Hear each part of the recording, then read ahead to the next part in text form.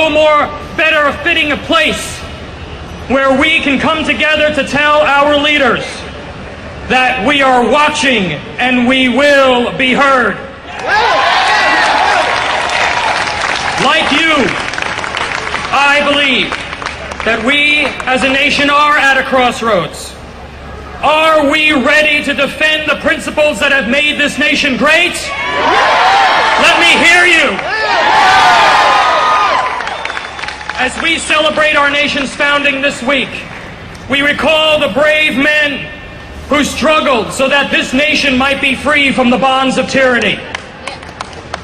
They created a nation like no other nation. They created a nation that aspired to be different.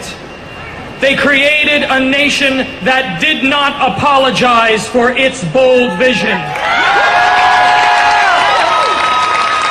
They created a nation that celebrated the individual over government. And as we meet here today, 233 years after revolutionary soldiers camped in fields not far from these concrete canyons, and where George Washington built his first headquarters right here in Manhattan, we are facing a challenge and a struggle not against a king or a tyrant, but against a government that is weighing down the American dream with debt, oppressive taxation, and seemingly endless reach into our daily lives. My fellow Americans, as Jefferson wrote, make no mistake, an elective despotism is not the government we fought for. You know the story. More than $1 trillion spent in a short 5 months. We've doubled the deficit.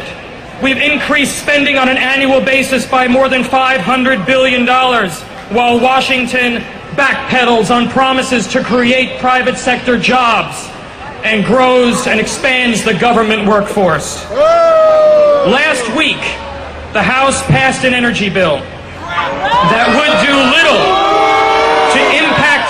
would do little to impact our dependency on foreign sources of oil. It would do little to affect climate change and protect our natural environment. But let me tell you what it would do.